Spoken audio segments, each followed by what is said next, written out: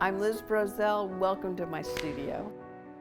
I think my biggest inspiration is loving to paint. I love paint, and I like the movement, and I like being absorbed in something. It's a puzzle.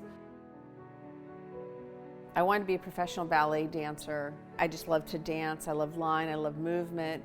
And then my life took another turn, and I started painting, and I discovered that I could still have that same experience of line and movement and emotion with paint. And I think when I'm painting at my best form, I feel like I'm dancing. And I always listen to music because it just inspires me.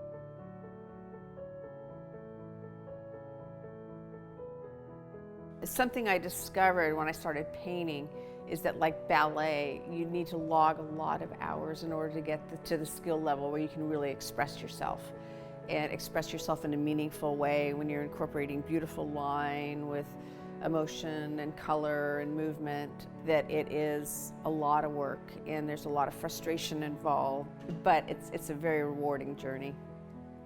I'm going for more of an unfinished look or a less precise look because I think it gives a painting more energy. So I put detail in, and then I spend a lot of time taking detail out.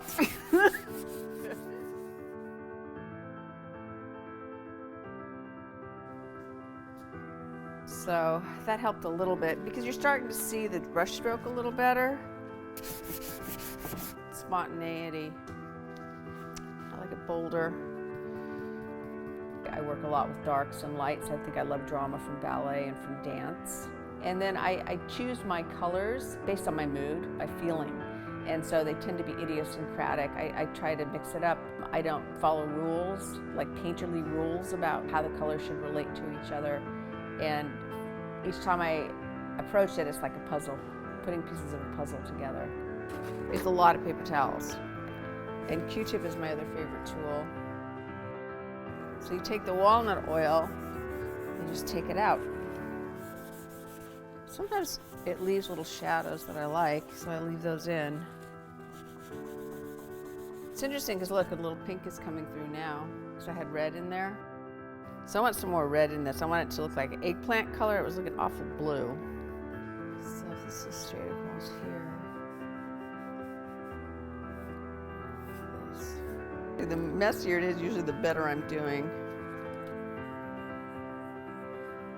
So I gotta put it on. A bit more attention to him. It's a dance I do with the paintings. I don't have a set idea of what I'm going to do ahead of time. It just evolves. I have an idea about the context and obviously the subject matter, but the rest I let it dictate. So as time goes on, I'm doing, I'm coming outside of the lines. I'm leaving things more shadowy. I don't know, I call it Angel on the Bridge. I don't know, that's what I call it, Angel on the Bridge. So this is another image that I've done a bunch of times, and I call it Yellow Banquette, and it usually comes out in the same color palette. I like it. It has a lot of energy. I took out detail here on the leg. I left this blue stripe there to show it going back.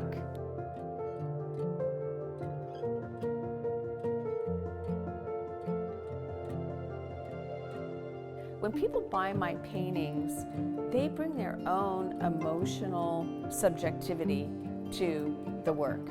They'll look at a painting and they'll say, oh my gosh, that reminds me of sitting with my sister somewhere. And for me, it was a totally different subject matter when I saw the image and painted it. It's very interesting to me to hear what other people bring to it. And I think it's because I don't try not to define things too much.